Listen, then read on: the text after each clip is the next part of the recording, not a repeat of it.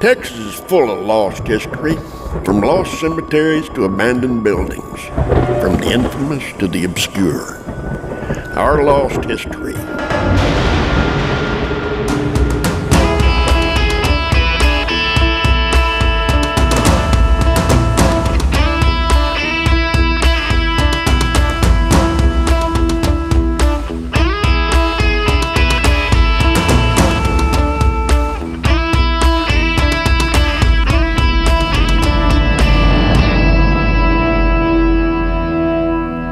Expedition Texas, presented by JMT Music Entertainment. See your favorite artists live in concert. Find shows near you on Facebook at JMT Music Entertainment. When you tour as many old, abandoned buildings as we do on Expedition Texas, you're bound to hear a good ghost story or two. Yeah, they come up, and we have a few that we've been told down through the years. And coming up, we have a brand new one from Hillsboro, Texas. But right now, let's look back on some of our favorites. The legendary Santa Claus bank robbery took place in Cisco, Texas, December 23, 1927. Dressed as Santa Claus, ex-con Marshall Ratliff entered the First National Bank of Cisco, along with Henry Helms, Robert Hill, and Louis Davis. They demanded the money and loaded their bags with cash and bonds. Police were alerted and quickly converged on the bank. After a shootout with the police, the men escaped. They were apprehended 7 days later in nearby Graham, Texas. They were convicted and sent to prison, but the story didn't end there. One of them, Marshall Ratliff, won a new trial, and the deputies went back to Huntsville on a bench warrant, picked him up and brought him back here. Well, during that time period, he had somehow or another determined that he could get himself out of a jail or something by acting crazy. He was being housed on the second floor of the old jail, and he was acting so crazy that they left the cell unlocked and went upstairs to check the other prisoners. After going to prison, Marshall Ratliff had what I think was an elaborate scheme to get out of jail for good, and it involved pulling one over on the Eastland County Sheriff's deputies, and in doing so, a jailer ended up dead. He snuck downstairs, found a gun in a desk or somewhere, we don't know exactly where, went back upstairs and shot one of the jailers. The other jailer tackled him, and they fell down the stairs to the bottom floor of the jail, and in the process, I think broke arm or leg, I'm not sure exactly which. And the last shot went off in the jail. There's a bullet hole in the ceiling down there, and supposedly the bullet's still lodged up there. I have not dug around in the hole to see, but they claim it's in there. After killing the jailer, the townspeople had had enough of Marshall Ratliff. And the townspeople got pretty upset, and they assembled in the street out here on White Street, out in front of the jail. And they demanded the prisoner, Marshall Ratliff. And when they took him out the door of the living quarters out of the jail, he was naked. Well, some of the people said, well, that's not going to work, put something on him. So they brought him back inside, wrapped a tow sack around him, then took him across the street and hung him. The first rope broke. That didn't stop them. So they went and got another rope and hung him up again, and this time it worked. About 2,500 people, they claim, and supposedly it's the last lynch mob hanging in the state of Texas occurred right here. I can't verify that for a fact, but that's what they tell me. And in Mineola, Texas, another gunshot, this one self-inflicted, resulting in plenty of ghost stories about the Beckham Hotel there. A gentleman was staying here at the hotel, and he made a call to his home. Okay. The call did not go well.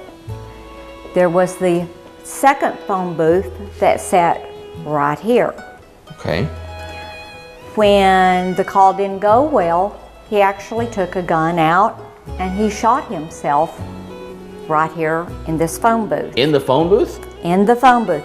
He completely destroyed this phone booth. Really? So when he destroyed this phone booth, the bullet ricocheted, it took out this glass and hit here and here on this one. Wow. Just part of the unique history in time. And she came tapping on the door closest to my office, and she said, "Who is he?" And I said, "Who's who?" She said, "Your ghost." It's an Expedition Texas Halloween. We've looked at some murderously spooky expeditions from the past, but in the small town of Hillsboro, Texas, our producer, Chris Moore, tells us that we just might find our best fright yet. To find out more, we've met up with Chris at the Plaid Turtle, a local hangout on the square in downtown Hillsboro. All right, man. What have you gotten me into this time? Well, I've got a cool story. Okay, so this involves me coming to Hillsboro and you being the guide. So I'm kind of wondering what's your part in this thing? Well, my office is in Historic City Hall, and we have a floor above us. It's a 2-story building, and we've just got some legends about who lives above us. Who lives above you? Now, you keep saying legends about who lives above you. What do you mean? Believe it or not, we have a little paranormal person named Harvey. Gators aren't afraid of anything, alive or dead. Okay, so who is Harvey? Harvey was a fireman for the city of Hillsboro in 1906 who was killed in an accident while driving the horse cart at the time. Really? And legend says he never really has left our building. So now, is Harvey a ghost that wants you guys out of there, or is he a friendly spirit? He is a friendly spirit. Real? Okay, that's good. Our building was once the fire station for the city of Hillsboro. Now, it actually was built in 1909, and I know probably your first question is, well, Harvey died in 1906. How in the world is he connected to this one? We really don't know. Okay. He just found a way over to our building, I guess because it was still the fire station in 1909. Those firemen are a dedicated bunch. They are. But Chris didn't expect me to take just his word for it. He brought along a coworker who's seen a lot more than he has. Bard, this is Bob. Have you met Bob? Well, I invited you out here to have dinner and some drinks with us tonight because I know you're one of the best people to share stories about Harvey and all the experiences that you've been told about and the ones that you've personally had. So why don't you start, just tell Bob some of the things you've actually experienced. There was one time when a lady was out there for a class and she was from a different town and she had never been to our building before, and she came tapping on the door closest to my office and she said, "Who is he?" And I said, "Who's who?" She said, "Your ghost." I said, "Why did you say that?" And she says, "Well, because I've been feeling the chill the whole time I've been out here in the class." But she says, "I went in to use the ladies' room before I was left," and she says he was standing there in the ladies' room. Oh. In full uniform. Oh. And I said, "Well, what did you do?" And she said, "I just yelled at him, 'Go away,' and he kind of just disintegrated." Wow. And so I asked her to follow me up front, and we do have a picture of Harvey up front in the office where she had never been before. And she got about halfway into the doorway and she just points at the picture and goes, "Well, that's him, you know." Barb had plenty of stories about Harvey the Ghost, who haunts City Hall in Hillsboro. But first, it was time to meet the owners of the Plaid Turtle and order a little food. Oh, hey, Justin. Hey, Chris. Justin, this is Bob. Hey, Justin, how's it going, man? I was just bragging on your restaurant with him, so he wanted to learn a little bit more, so I thought I'd introduce you guys. Tell me about this place. I love it. Well, thank you for coming in. It's just been my dream to always have my own little bar, and why not Hillsboro? Why not bring good craft beer to Hillsboro, Texas? This is what me and my wife just wanted to do. So we have 32 beers on tap, over 20 different Texas wines to serve, and a lot of good food. Lots of good food is an understatement. That's Jennifer the waitress, and these are my wings. While I was checking out all the great food on the table, Chris used it as an opportunity to take over the show. Chris, you got to check out what my wife does over at the Flirty Turtle. Oh, I'd love to see that. I know it's an exciting thing over there. So Kim, you want to show us that? Sure, yeah. I like this. So Thank you. Tell me a little bit about what made you decide to open up the wine bar. Well, we have the craft beers on the other side, and we knew we wanted to do wine, and we felt like it would be a better fitting situation to be over here with the lighting being a little bit different and the mood a little bit more relaxed. And we wanted to focus on a few vineyards that we knew that were local that would be, or within Texas, it would be not easy to find at the grocery store or just regular liquor stores. Wow, nice hosting there, Chris. Be sure to check out the Plaid Turtle and the Flirty Turtle next time you're in Hillsboro. Coming up next, I'm going to take the show back over, and we're going to head downtown to see if we can find the ghost of Harvey the fireman. Killed in hose cart wreck, 1906. That's it. It's Halloween with Expedition Texas. We're in Hillsboro, Texas, where our producer tells us of a ghost that haunts the second floor of his day job at City Hall. Chris has told us about Kid Harvey, a fireman who lost his life when the horse-drawn fire cart he was driving turned over and crushed him.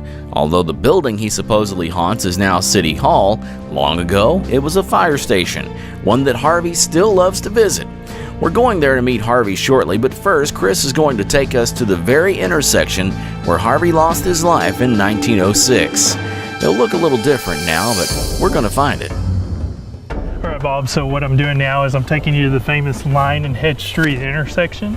So where we're walking right now would be where Harvey was turning the cart Off of that road onto this road. Right, he was turning off of Line onto Hedge. And so as he turned right about here is where the cart would have overturned. So Harvey actually lost his life somewhere in this vicinity right here. The area where we're standing. Right. He's not going to be happy with us when we get to City Hall. Probably not. Of course, no Halloween episode is complete without a nighttime trip to the graveyard, and that's exactly what we're going to do to find the grave of Kid Harvey.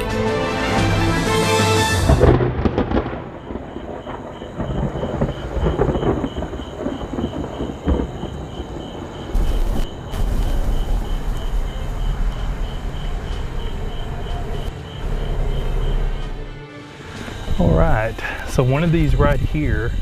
Okay, this says Allison. I'm going to take out my light from the phone here. Good. Yeah, So it's Allison.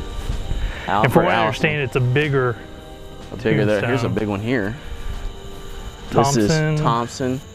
Harvey. What does that say? Harvey? Is that the right Harvey? I don't then? know. There's two. That's him. Which, now how do we know? What? Because his name is Elbridge E. Harvey. He went by E. Harvey, and his friends called him Kid. Eldridge E. Harvey. You zoomed in, Jeff? Yep, there he is. 1876 to 1906. And his wife lived until 1963. Oh my goodness. As a widow. 57 years. Wow.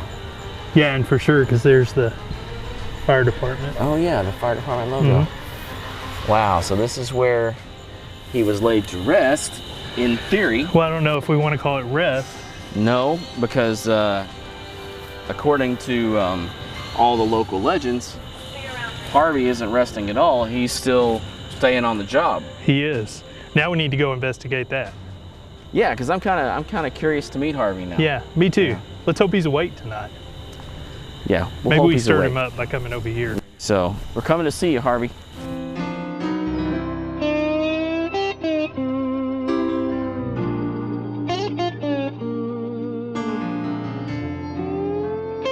All right, Bob, you know this room well. You've been here a couple of times, but It's your office. I've never shown you everything. In fact, right here's Harvey right as soon as you walk into my office. Awesome.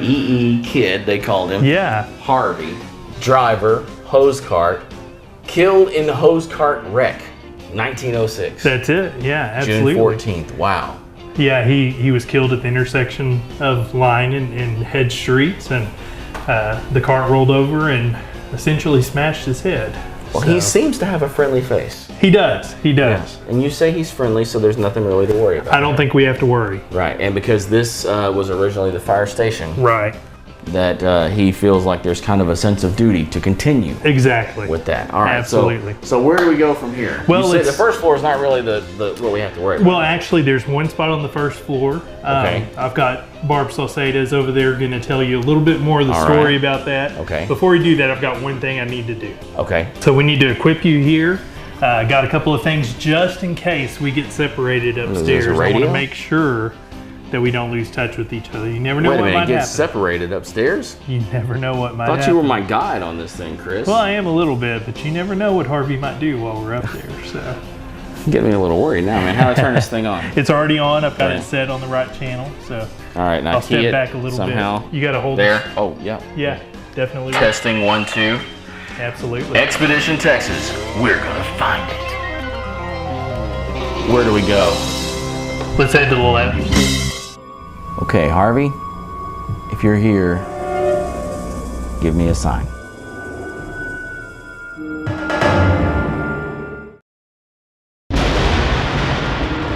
It's Halloween with Expedition Texas, and we're in Hillsboro learning about a friendly ghost named Harvey.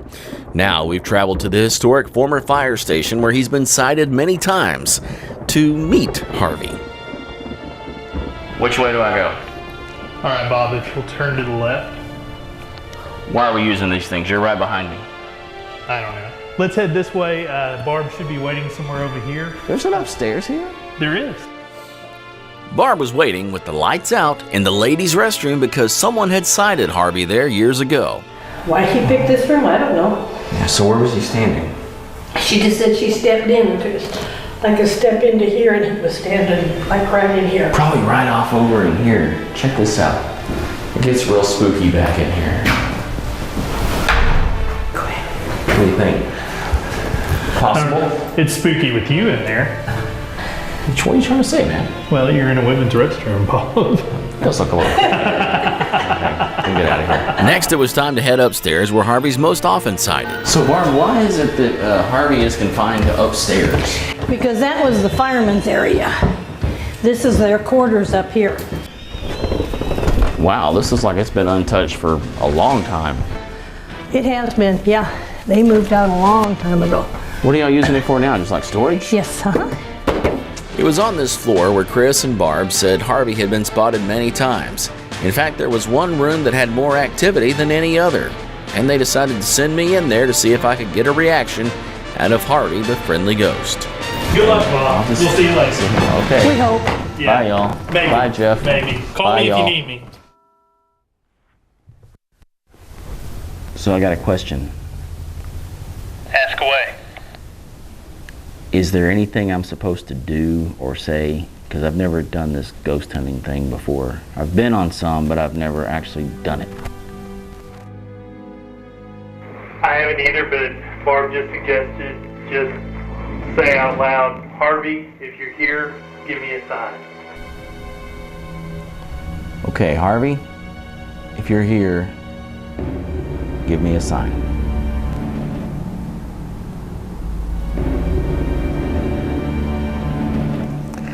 I tried what you suggested, and the only thing that I've noticed really is it seems like the lights dim and come back up. Most likely, Bob, what you're seeing is the flag flapping in front of the light, most likely. Chris's logic made sense, but I wanted to put him in the chair and let him check it out for himself. And he saw the exact same thing. And then I asked immediately after it did, it went back to full power, and I said, Harvey, if that was you, will you do it again? And as soon as I said that, it happened again. Oh, that's cool. So we may or may not have had an encounter with the ghost of Kid Harvey. So we decided to explore some other rooms where other folks have said they've seen him. It was getting late, so we decided to wrap up our tour of the old fire station.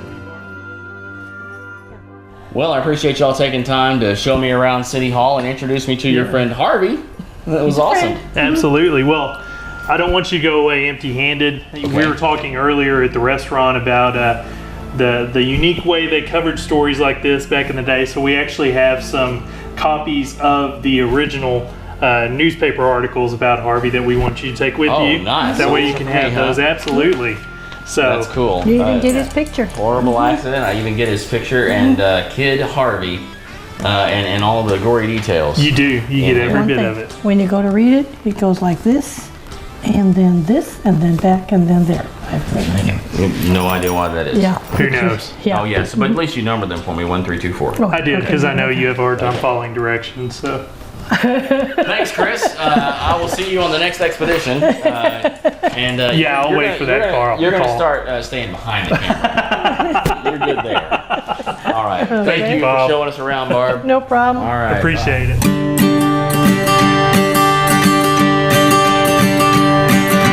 Sitting at the Black Turtle, checking out a waitress named Myrtle.